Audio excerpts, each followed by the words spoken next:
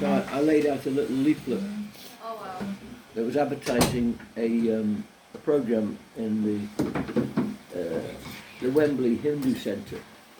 As it turned out, I got initiated there. I didn't know at the time that was going to happen.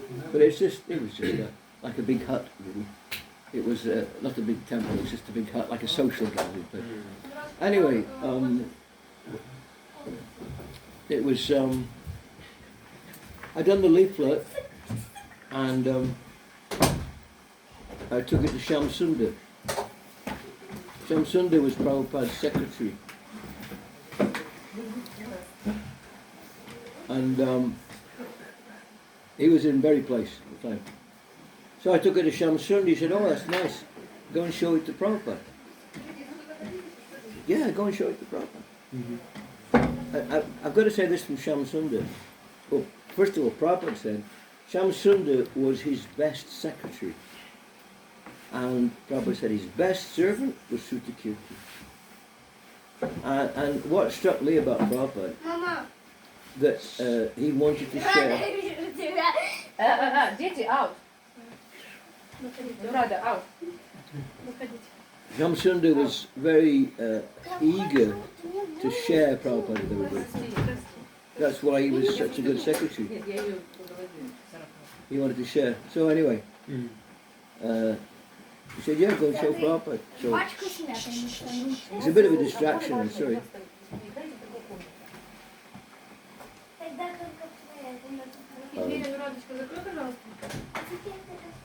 So I knocked on Prabhupada's door. Come in. This grave voice. Have you all seen Berry Place? You've all seen from the outside, yeah. Mm-hmm. So Prabhupada's room is you've got the ground floor of the temple. Next floor is Prabhupada's room. And the aim with now we've got the temple is to the building is to make that like it was when Prabhupada was here. So Prabhupada had a desk. If you're looking at the temple, there's 3 windows on the first floor, and Prabhupada had a desk that had its back. He'd sit with his back to the window. So anyway, I went in and the sun was streaming in. He's probably sitting at his little desk. Obeisances, And so I sit up, and I said, "Srila Prabhupada, Shyam Sundar asked me to show you this." So I held out the leaflet. He said, let me see. Let us see. So he took it. And he read it all out. 25th of August, 19 Hindus, blah, blah, blah. He read the whole thing out. And I'm sitting there, and a lot of devotees say this, in front of Prabhupada, you feel naked. He sees you. No one's ever seen you before. He sees all past your mind, through your games, through your self-delusions. He sees you. I mean, saintly persons do that. And in their presence you feel. So there's an aphorism in the West who say, fight or flee. Someone makes this challenge, it's like, you're going to fight them or you're going to run away. So that's not an option for devotee. There's a third option, and that is surrender. Yes, surrender. So I didn't jump up and walk out and it's surrender. But when Prabhupada was reading it, it was so lovely to see him just sitting there reading this just a simple thing. How old were you? I was 20, probably 22. But my mind is racing. What can I say, or how can I extend this rare opportunity? How can I make the most of this? Were you nervous or something, or were you more? No, I wasn't nervous. I mean, okay, I've accepted he can see me. He sees me. There's no hiding here. So I wasn't nervous, but I was, what can I do to extend it to and then it kind of clicked, don't waste his time.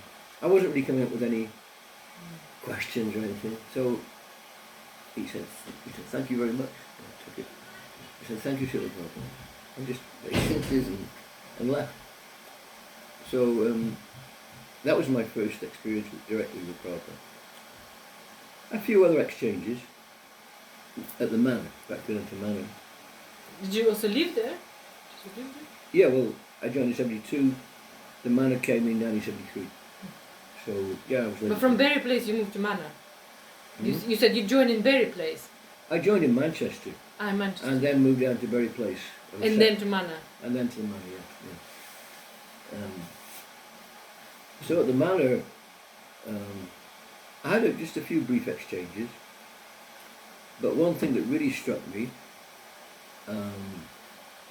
was Prabhupada responded to your intention and your mentality.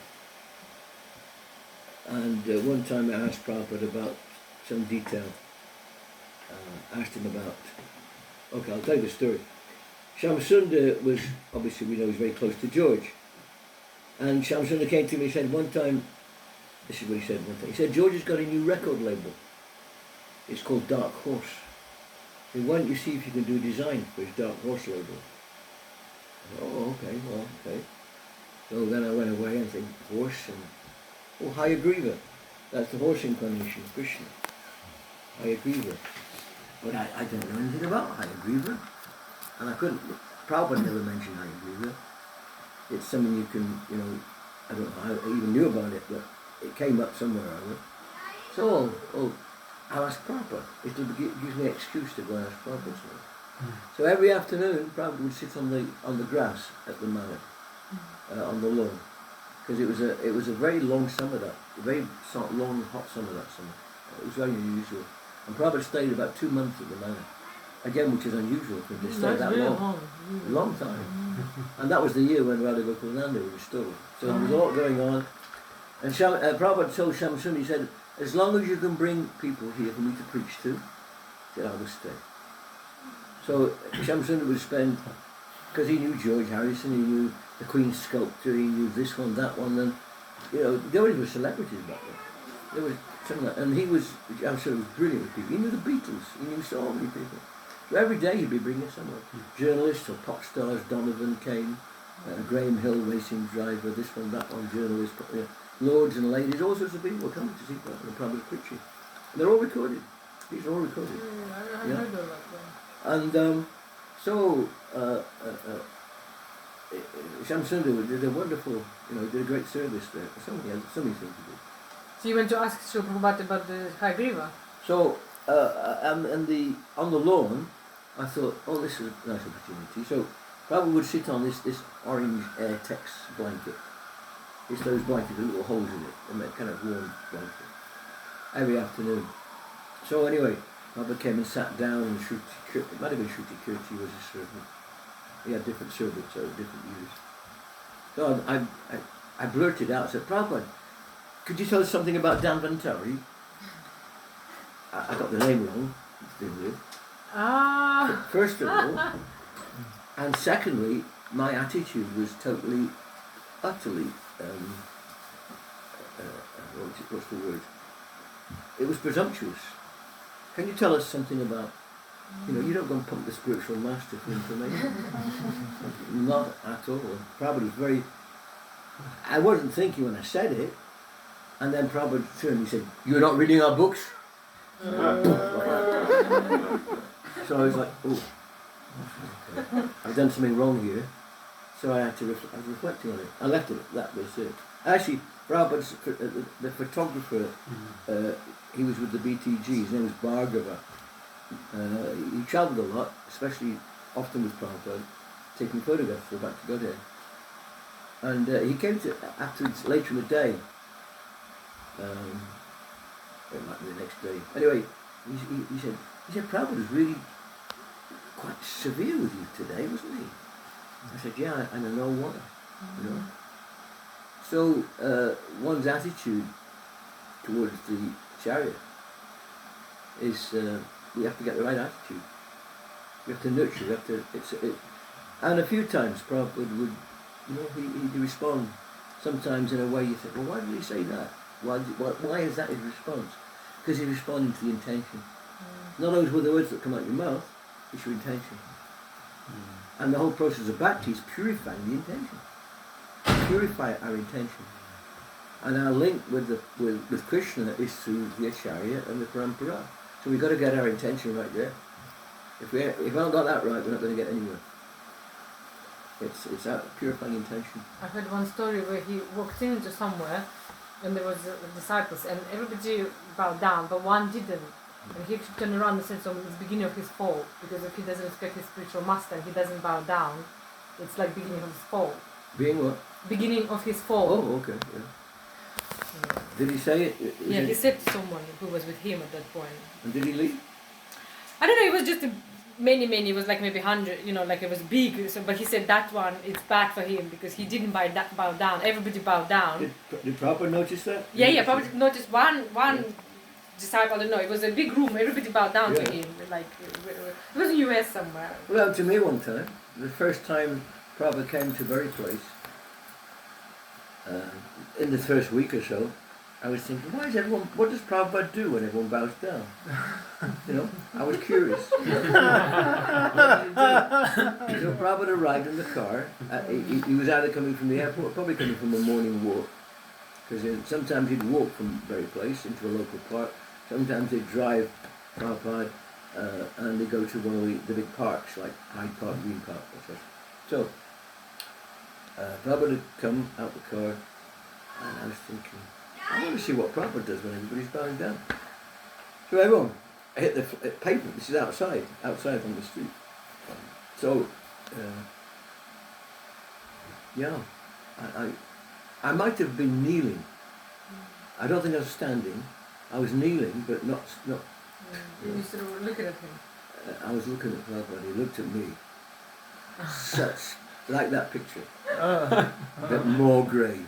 More grave, not chastising, not just. It's like you've seen pictures like that. Prabhupada's gravitas, but he's right there and he's looking right at you. So I didn't hang around for him. Talking about obeisances one time at the manor, just a little thing like obeisances. It was very satisfying to offer obeisances to Prabhupada. Prabhupada had been away on some evening program, and there were about 3 or 4 of us stayed up just to say, offer obeisance to Prabhupada when he came in, which was like 10 o'clock, 10:30, 11 o'clock at night. Mm-hmm. So a few of us stayed up just to, thank you, Prabhupada. So he comes across the temple room at the manor. Before it was the temple, a lot of work was going on in there. We were cleaning it all up. And the temple room was in the theatre. With little Gaunitai deities on the stage. Gokulananda weren't installed at this point. So Prabhupada comes through the far door and walks across. And you've seen the videos of Prabhupada. He's so regal. It's like a king, he's like a demigod, But there's no airs and graces. It's just there's such a presence, Prabhupada. So Prabhupada comes across and he's coming to where they're now the doors to the temple room from the hall. And so it was a real joy just to stretch out on the bare boards and say, offer obeisances. And Prabhupada said, Jai. It's just such a simple thing. It was very satisfying. Prabhupada was pleased when he saw, because Prabhupada could read you, even paying your obeisance. He doesn't have to look at your face even. He's totally aware of where everyone's at. And he engages everybody, no matter what their agenda, no matter what. Prabhupada's, he's like the personification of Nityananda. He's like the Shakti-Race avatar of Nityananda. He wants to engage everyone. Well, why are you saying like? Isn't he? Is. Why are you saying like? You said like Shakti-Race avatar. He is Shakti-Race avatar. Yeah, I look at that. I was kind of looking for Shakti, words. he is. Oh, he is a Shakti-Race avatar. Yeah. And there's no, I mean, in the whole parampara, he's special. I mean, not that no one else isn't special. Everyone's special. They have particular roles, but Prabhupada, above and more than anyone, he took Lord Chaitanya's mercy and took it to the world.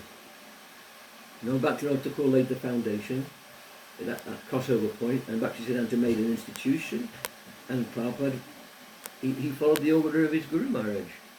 Like Prabhupada, he's like the the personification of obedience to the spiritual master's order. You know? There's no one like Prabhupada. Krishna forecast Prabhupada 5,000 years ago. The carrier of the holy name will spread it all around the world. That's Prabhupada. Mm-hmm. And then Lord Chaitanya, my Senapati Bhakta, he will spread Krishna consciousness. That's Prabhupada. He's very, very special. But he's devoted friends of mine who are astrologers. Prabhupada's got this, I don't know all the details, I'm not an astrologer, but Prabhupada's got a chart like a king, like a prince, like an emperor, as well as being deeply transcendental. It's a transcendentalist. But he's got this particular Shakti to attract others and manage, manage an international society. I mean, Prabhupada isn't some British Baba who's, he's totally controlled. Some of the, like Gopishota Swamiji, he's the personification of austerity. You can't, no one can match that. But Prabhupada's austerity was to take all us as his disciples. That's austerity. And to travel and just preach himself to death. Travelling, translating, preaching. He never stopped. Never stopped. Madhavananda Prabhu, you know Madhavananda Prabhu, where does he live? In Orissa? Yeah. Yeah, Madhavananda Prabhu. Jagannath Puri, I think, directly. Yeah. Do you know who I'm talking about? Well, I've got a godbrother called Madhavananda. Yeah. No, that's He's the not friend that one. The preacher, he lives in Orissa. What's his name? Do you know? Madhavananda, yeah. Well, what about Yeah. No, we go to Lithuanian festival. He goes there. And he spent the whole week. And he came. It was Bhakti Swami's Vyasa Puja, and he came to wish him some nice words. And he was saying to Bhakti Swami at his celebration, he was saying that where did he take it? So basically, I don't know whether it was Prabhupada times or in recent times, but he knows this. Yeah. So he knows this scientist, basically, very famous, world known. This Madhavananda. Yeah, I can get his name. I think I made a note. Basically, this scientist who's very famous, well-known scientist, and he said that he basically did research on Srila Prabhupada, and he's not devotee, this scientist, but he did very deep research, and he said Srila Prabhupada is much more important than Jesus or Muhammad in terms of what he did for the world, because we know Muhammad is very great preacher and Jesus is very great preacher. But he said Srila Prabhupada is so much more, and he done so much more for the world, because he spread Jesus, he preached in certain area only. He never went anywhere outside of that area where he did, and same as Muhammad, just for particular people. But he said Srila Prabhupada did it for the whole world, and he went everywhere in the world. So he's so much more greater than those preachers, and the time will show. And anyway, we can it's better to ask Madhavananda exactly what. I think I do have the name, but it was sort of the statement of the very. Well, it's remarkable that our last three acharyas, Bhaktivinoda Thakur, Bhaktisiddhanta Saraswati, and Srila Prabhupada, the printing press was what we call letterpress. You have to put individual letters in to make up the words. It's a very tedious process. But in the mid-60s, or just before, they invented the offset litho. You can print books like this, like never before. And airline flights were very accessible, so Prabhupada could print books like never before. He could travel like no one else could. The 35mm camera and the Super 8 movie. It's like the whole technology was set up to help facilitate the preaching, and he was the person who could do it. Yeah, but he also wanted to do it, and I think those other famous preachers, they were just satisfied with that particular what they did. I don't know how. The preachers, they utilise whatever's available, but perhaps in knowing that Prabhupada was coming, Krishna set things up that there's a whole technology revolution to facilitate this desire to preach, and Prabhupada never stopped, and he hasn't stopped. He's still there, coming to people in dreams and encouraging devotees still.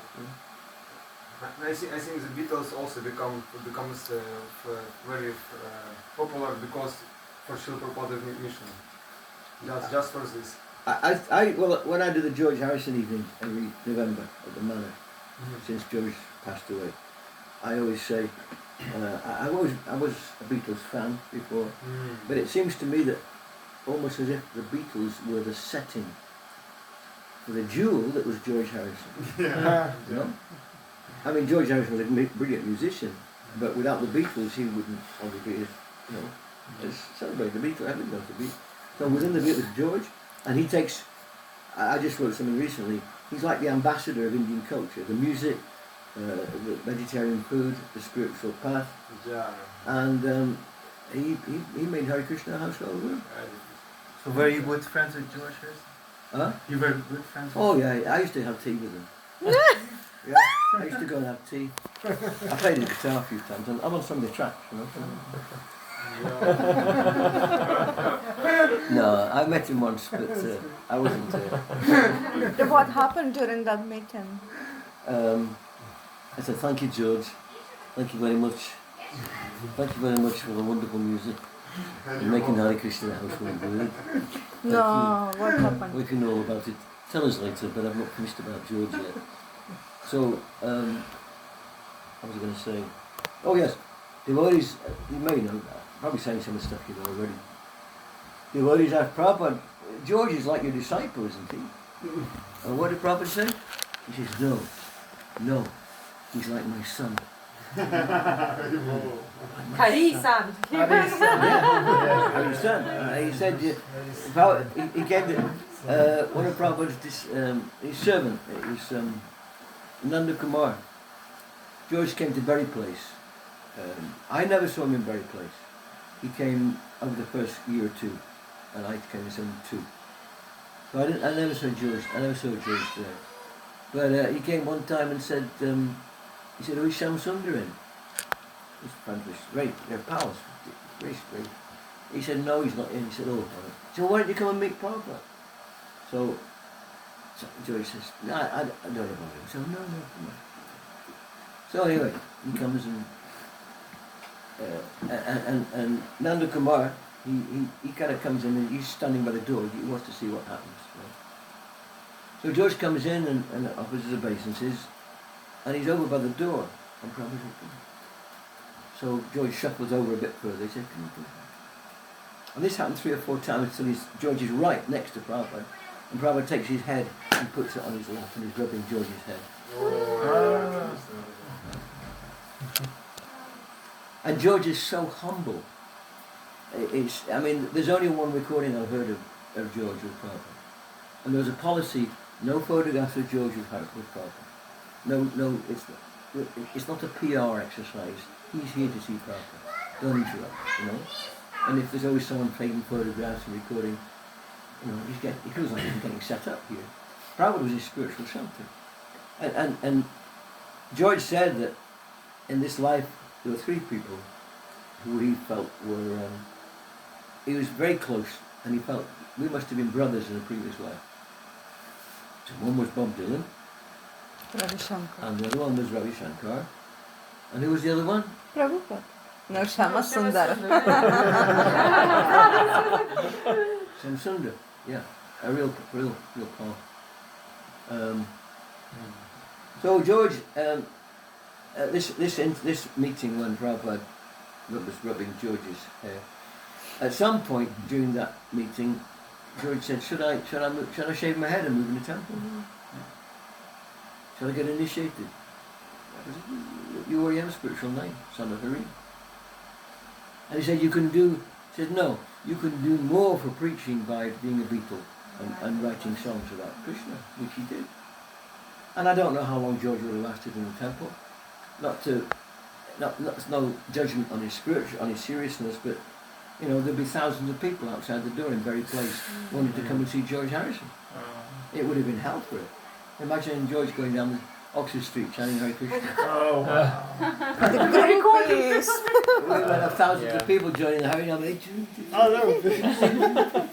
No, it wouldn't have worked, would it? was your first initiation and second initiation? Was it by Prabhupada himself? Sorry? Your initiations? Yeah. Was it like directly with him? Yeah.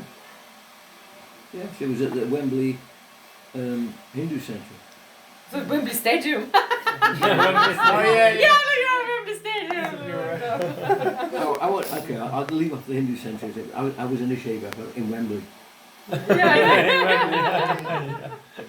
Wembley. And second initiation? No, that was, from Prabhupada, but by one of Prabhupada's sannyasis. Prabhupada wasn't here. Okay, but can you tell us about the first initiation? Yeah, well, Prabhupada says here, gravitas is so, what are 4 principles, and you're supposed to chant 16 rounds. And I said, yes, Prabhu. I didn't say Prabhupada, I said yes, Prabhu. But I meant it with all sincerity. And Prabhupada wasn't, he wasn't getting phased about it. I was being very sincere. Yes, Prabhu. So it kind of fits in with the externals and intention. So again, it's all about intention. What your intention is. Like, was it Uddhava's wife who offered Krishna a banana peel? She offered a banana peel. So Krishna's not saying, what's this? What is it? He spaced out. What is it? He's Krishna's. He's captured by the intention, which is pure love. And that can't be imitated. It's not sentiment. It's that degree of surrender. You'll do anything for Krishna. Prabhupada would do anything for his Guru Maharaj. It's that willingness to do that. It can be in a moment, or it can take many lifetimes. But Prabhupada's very patient. He used to say, don't make me come back again. There's so many little anecdotes about Prabhupada. His compassion, his willingness to undergo trial and tribulation on behalf of preaching Lord Chaitanya's mission, and his affection for his disciples and family. I mean, it's not just the whole family, we're all Prabhupada's family. We're all Prabhupada's family. And I always say this, while you can, when you see one of the biographies of Prabhupada, there's almost 20 different biographies written by different devotees. So when you see them, buy it up, because they're not around for long. It's not like the BBT publication, it's going to be here for years. When you see one of the Prabhupada biographies, get it, read it. The internet might not exist in 10, 15 years, who knows. So you see a hard copy, buy it and read it, because accessing, learning to love Prabhupada the person will give you access to the philosophy. It isn't just a philosophical process, we'll understand the philosophy when we learn to love Prabhupada. And if we love Prabhupada, Krishna will bless us with a deepest realization of philosophy. Krishna is very pleased when we love his devotees. And those who serve him. Those who've got the responsibility of initiating.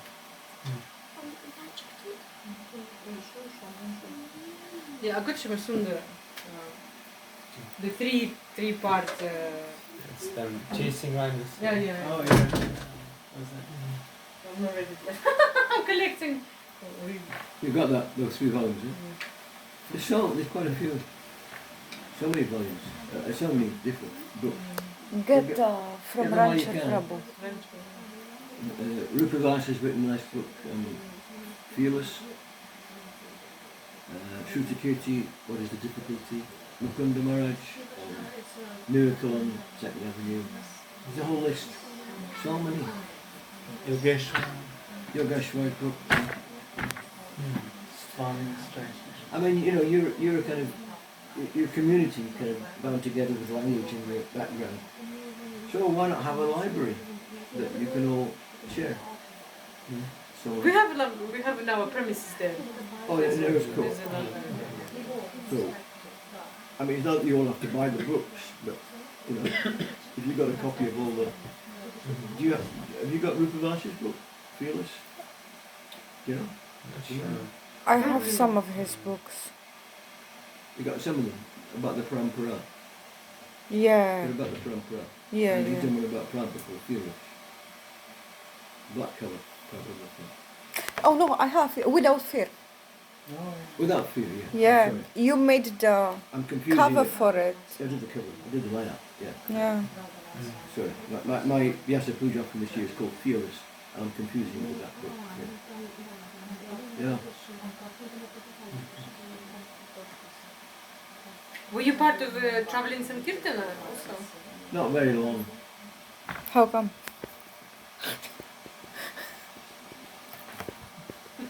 Have you been traveling since? No, I haven't. That's why I'm asking. How Yeah. come? You want to go? check You it preparing? Go on, Packing check your it out. bags. Check it out. Sleep in the van Take a bath in the lake, yeah, in the winter. Oh, yeah. if you're lucky. Break the ice if you're not so lucky. No, I was blessed to have you could say, a desk job. But I was doing graphics and design and posters and book design and record covers, and so I was creative. My creativity was kind That of was your focused service. that was my main service, along with cooking, deity worship, and Harinam and Bhai. But travel, yeah, I did it for a while. But I found it very. Those guys who went out every day selling records, it wasn't even straight books. You know, after the wigs and suits on it. So that people, I mean, that really put me off. It was nice to be a devotee on the street. So, and now there's devotees go out with shaved head and robes and they're selling whole sets of books. Whole sets of books on the street. Inconceivable. So the sincerity of those devotees who do that, and the readiness of the people, of the populace, to looking for spiritual life. I mean, the people are looking for some solution to what's happening in the world, and Prabhupada's books are there to provide that solution. And leaders will come, and Prabhupada will be, you know, like that philosopher scientist was saying, Jesus and Muhammad did wonders, but no one compares with Prabhupada. And it ain't started yet. We hardly got the foot in the door. We're still in the corridor, you know. Yeah, he's already knowing the difference between what. And he's seeing the difference, isn't the depth that Prabhupada's offering, yeah. So there may be a few hiccups. Prabhupada said, first they'll laugh, then they'll persecute, and finally they will adore. That's not here yet. And the persecution's not really started yet. You know, could get. But No, there was some persecution, especially like, you know, not in this Western world, but in Soviet Soviet Union. Union. That was Yeah. really heavy stuff. I think that's Yeah. what he meant. Maybe in some So part of the different. world. Well, it's probably going to hit everywhere eventually. It just moves around. Right now, we've had a good go in the West. But it can change like that. It can change very easily in a matter of months. And not to be pessimistic, yeah. But the whole thing moves around. When Prabhupada came to the West, it took off in America big time.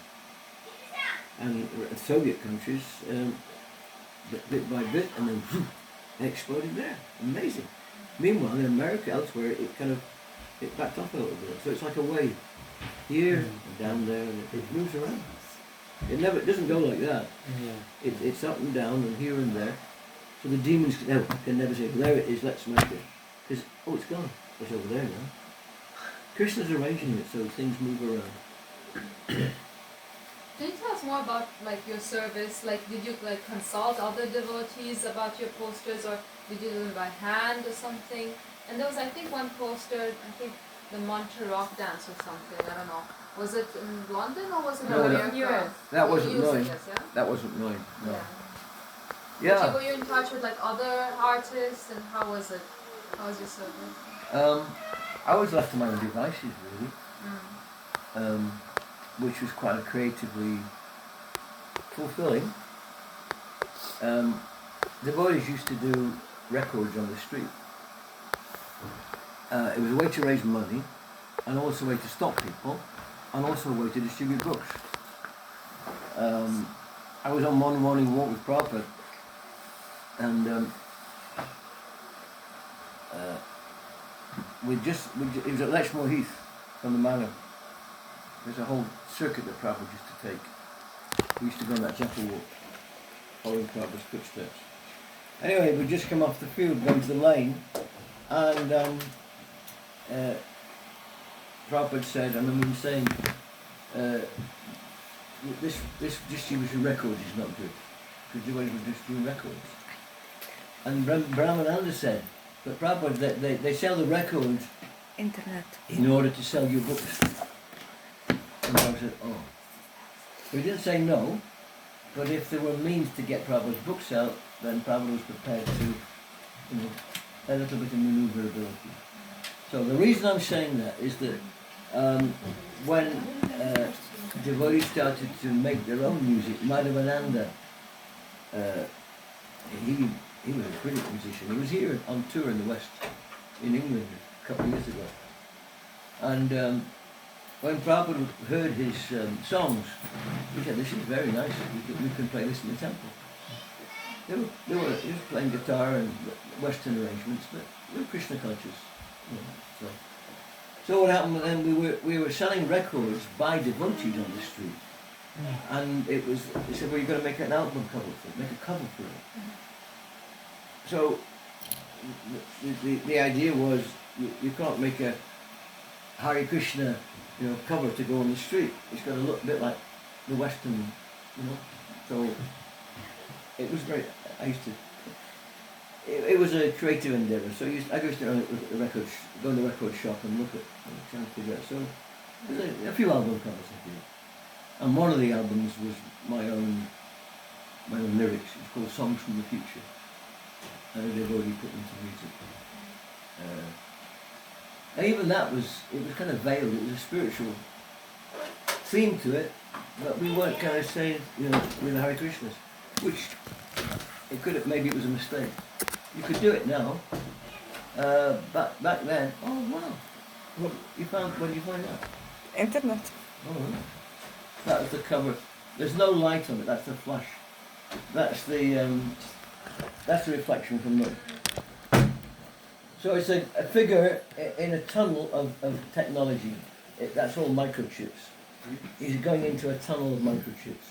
I did that in 1979.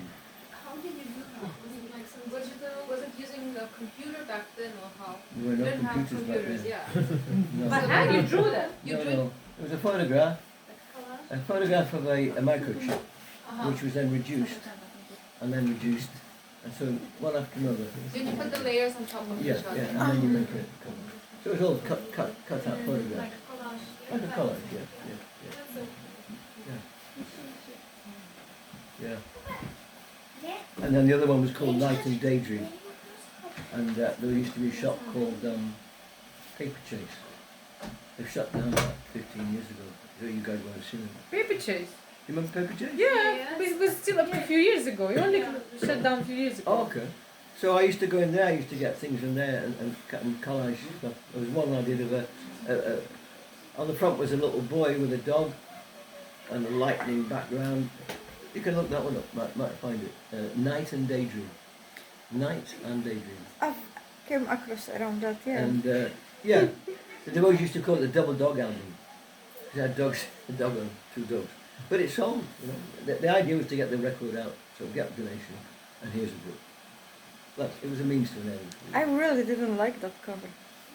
No, well, everyone's their own. Yeah, and then you turn on the back of it. There's nothing on the. Oh, there. You got the back and the front. It's meant to intrigue people. That people, oh, what is this? I want to. I don't know what Prabhupada would have thought of it. It's not a spiritual cover. He probably wouldn't give it a second glance. It's not purifying. It's bridge preaching. It's kind of bridge preaching, which has a place. But we were trying to. Devotees were trying to hide the fact that we're Hare Krishnas. They were selling records with wigs and suits on. So that the records has to kind of reflect. But the records, what was it called? Hare Krishna records. Yes, I mean Mangalanandas were really quite Krishna conscious, nice lyrics and stuff. And those two, one of them was very much, it's good. It's spiritual. Is it Mike Cassidy? Yeah, that's right. Mangalananda and Michael Cassidy. Yeah. Yeah.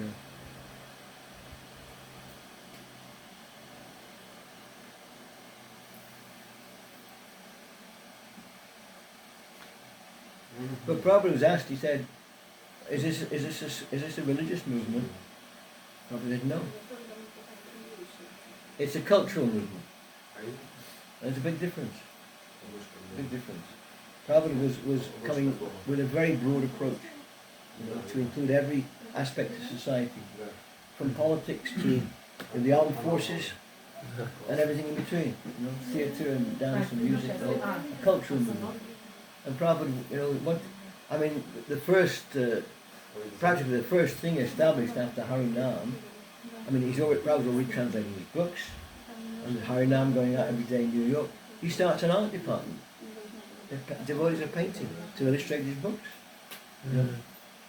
Prabhupada's books are so special, especially the old Gita. There's must be 40, almost 50 illustrated paintings in Prabhupada's first Gita. 50.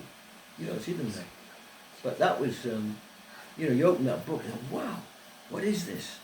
The paintings are mesmerizing. You want to find out, what does this mean? It's Prabhupada's genius, a real genius.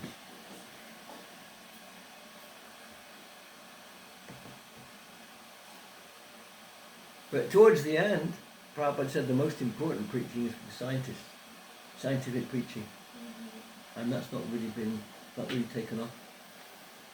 But scientific preaching, because the curse of Western society, everybody's following the scientists, atheism. So what would be scientific preaching?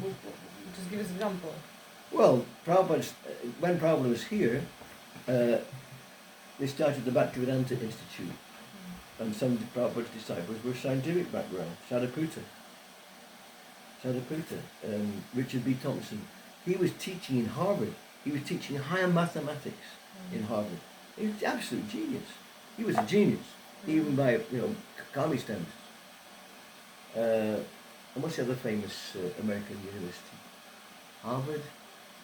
Anyway, he was teaching high mathematics to them. He was part of the Bhaktivedanta Institute, and they did a few publications, a few books. One is called, I really like this one. It's called Mechanistic and Non-Mechanistic Science. Subtitle, Demonstration by Information Theory that Life Cannot Arise from Matter. And then there's lots of equations in there, which I can't understand, but Sadhaputta gives very lucid explanations of what that formula is showing, and he demonstrates that life can't come from matter. He does it mathematically. It's amazing. And then the other devotee, Dhruta Karma, him, along with Sadhaputta, wrote the book called Forbidden Archaeology, which is Forbidden Archaeology, yeah, I heard about it. It's an expose of all the archaeological findings which contradicts the age of man. Instead of coming 1 million years ago, there's human tools and artifacts in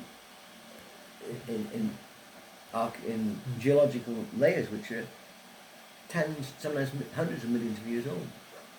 So the evidence is there, but the scientific paradigm has an agenda, and they don't acknowledge it. So when scientists say, well, where's the evidence? The evidence is there, but they ignore it. They bury it, they destroy it. And then there's all the examples of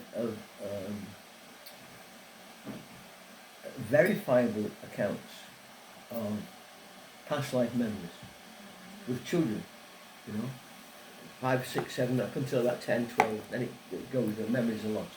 But thousands, and they're verifiable. You can go to the village and the family and ask, how does he know? How does this child know? There's no way they could know. They're in a different country. But science doesn't want to look at it, and the Christians don't want to look at it. They're rascals. If I said rascals, I kick them in the face. Because they're rascals. They're not scientists, they're dogmatists. Yeah. They've got an agenda that they're pushing. They don't want to know, they want to control. And that's the nature of the demon. So science is very, not all scientists are like that. No, they're not all like that, but if you're on the scientific bandwagon, you've got to toe the line. It's like they've been brainwashed, and they just just go with the flow. Many of them don't want to stand out and just find out the Yeah, truth. it's a, you know, they're on the big ship. They're sailing on, like most of medical science. You know, Yeah, exactly. it's across the board in every field. Whatever you look, there's an agenda. There's a deep agenda, which is financed by elites Corporations. on a level which we can't even comprehend.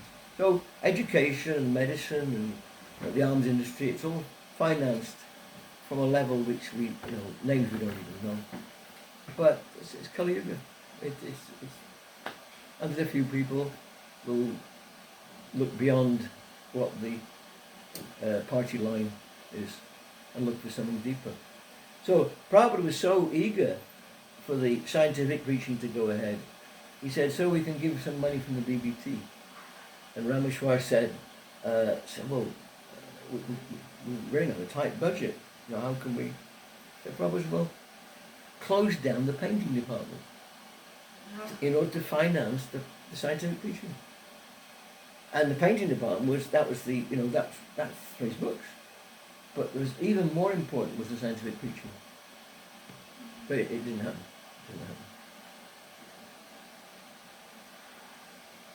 I mean, everyone's just bewildered by the scientists. But people are losing faith in them more and more.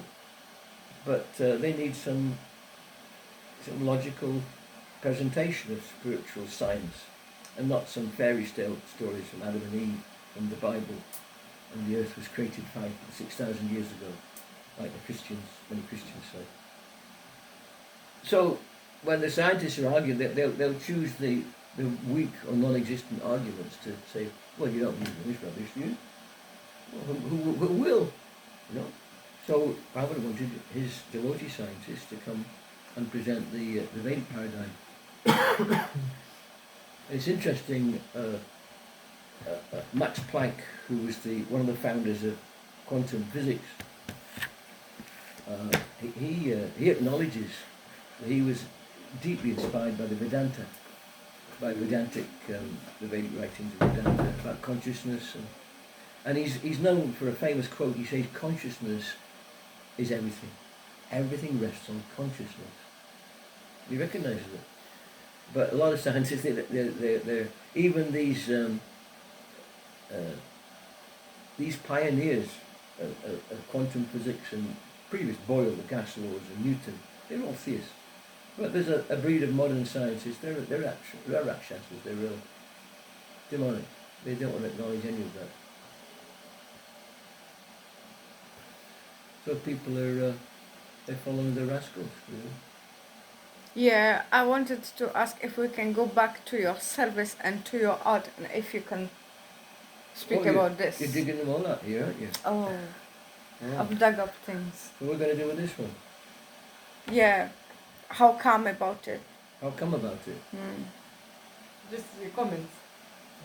Okay, I'll pass it round, since you're asking.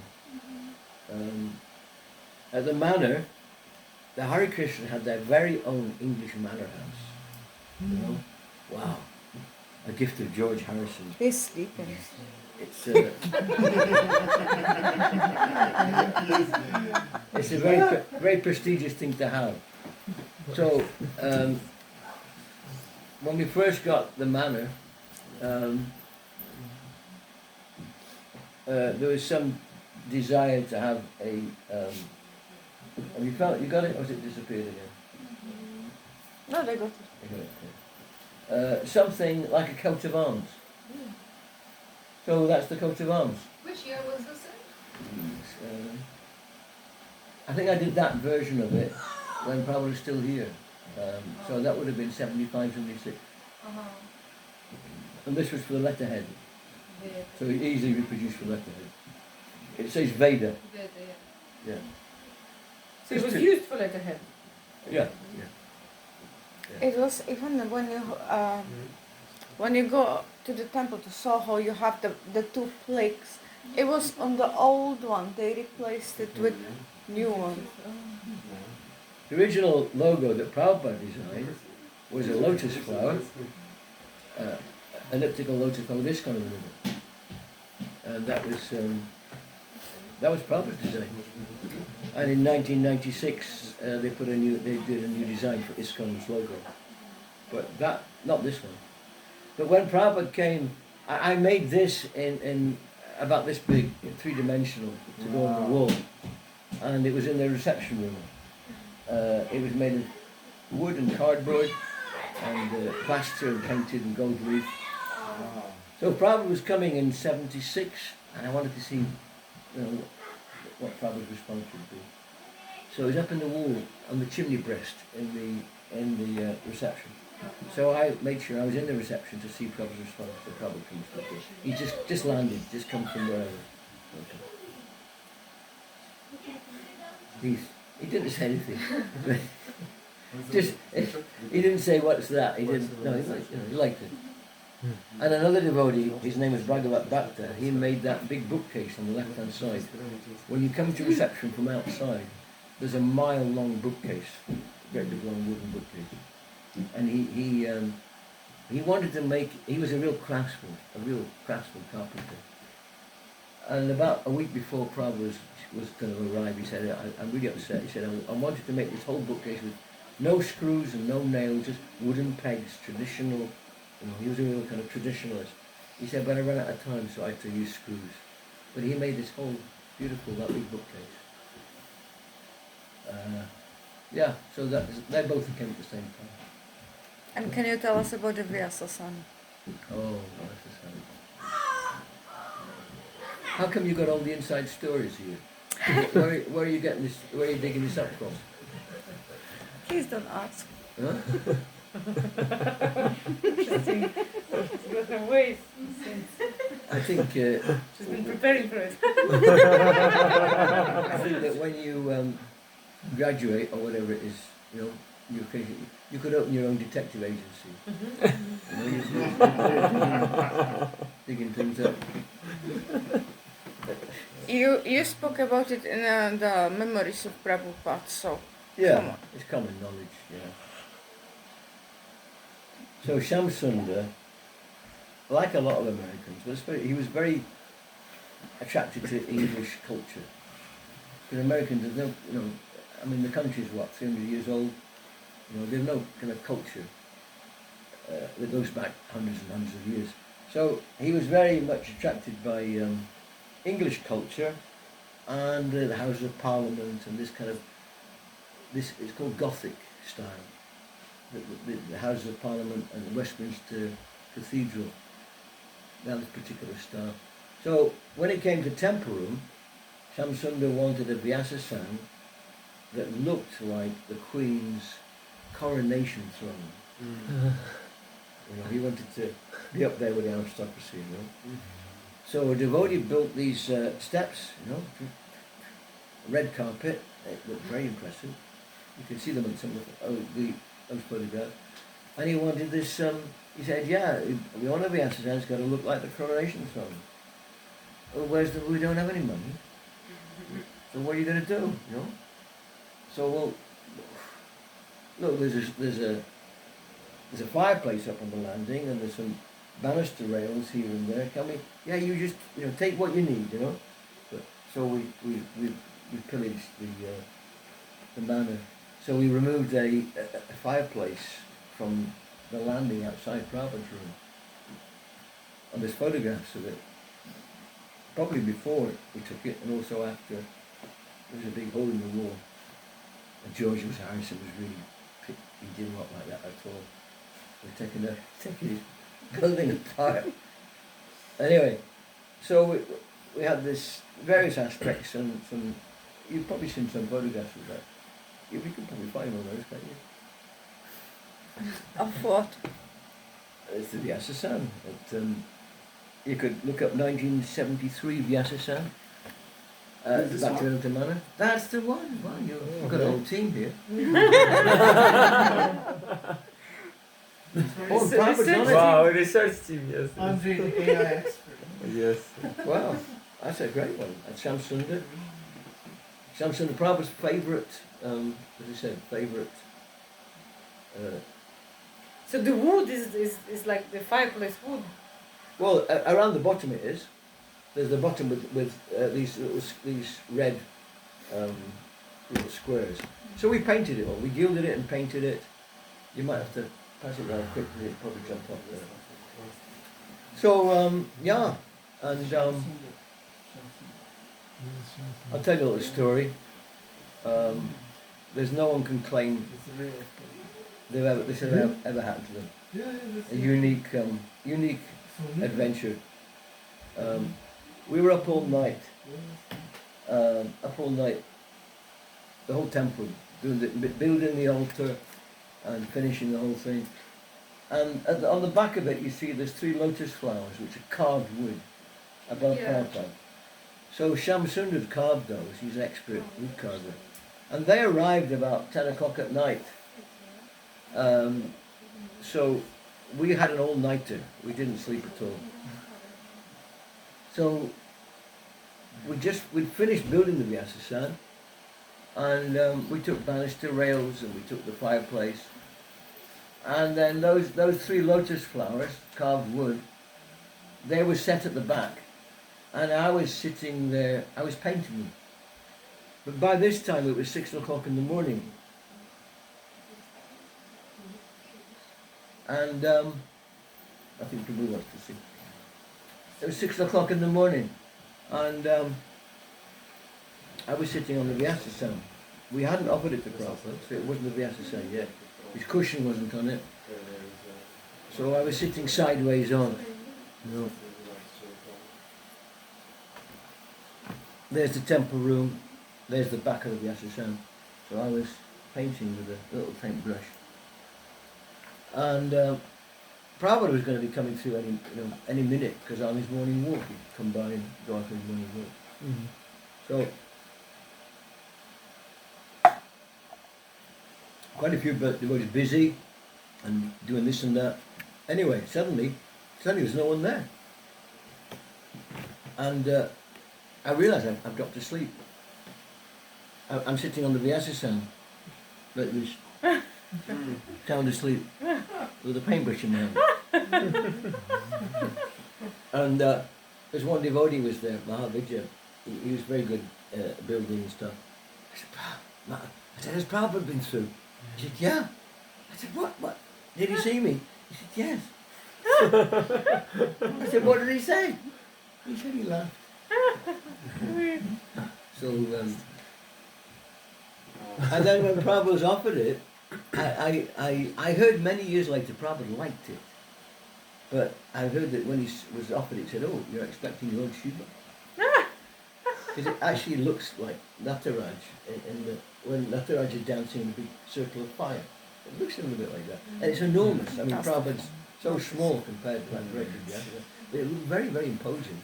It did, I've got to say. And it was that, best we could do to look like the Queen's. How much more have you got tucked away there? Oh, Where is it now? plenty. It was destroyed. No. What happened was, okay, this isn't anything against Americans, but Americans like everything done the American way. Right? So, Prabhupada said you're expecting Lord Shiva, and then some American devotees came over and said, well, the standard, Prabhupada's favourite temple is the LA temple, so you really need a Vyasasan that looks like the LA Vyasasan. So that was taken out and destroyed, and they had a standard padded one. It was unique. There was not one like it. So unfortunately, that went there. Yeah. So now this one, is this the one you made? The Yeah. cover? Yeah. I remember that was. I think Prabhupada was still here. I think he was. I remember I was in the car. Jai Tirth was in the front, and Bhakti Chaitanya Swami. You'll be interested in this. Hello. You'll be interested in the story. Bhakti Chaitanya Swami. In the manor. I was in a car. Jai Tirth was the GBC. Bhakti Chaitanya Swami, Raghavir, was in charge of London BBT. And Jai Tirth, I was in the back of the car, and Jai Tirth said, we've got your new publication coming out. It's called Science of Self-Realization. So we want to cover for it. We can do a cover for it section. So I thought for it. I said, well, how about Science of Self-Realization? How about a cover with super souls on it, lots of super souls, and that's what came out. You made this? Mm. Wow, Harimo! So this famous, this size of brother says it was your idea, yes? But they've changed it. I mean, since then Yeah, they've, they they've, enlarged it kind of. they've had just super soul in front, Yeah, this one. and then there's another edition with a cover of Prabhupada looking, kind of looking up and looking very, very grave. I don't think that's such a good cover. Not because Prabhupada's on it. I don't think it's such a good one. But anyway, I mean, quite a few of Prabhupada's books to go through quite a few changes of cover. But the painting was already done. You just used the painting. This No, not my painting. It was done for one of the books, one of the other. The painting was already there. I did the design, Yeah, design, just the the cover, design, the lettering, the whole thing. Okay.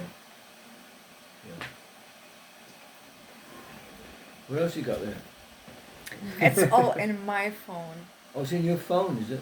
Well, you have to turn the phone off. Okay.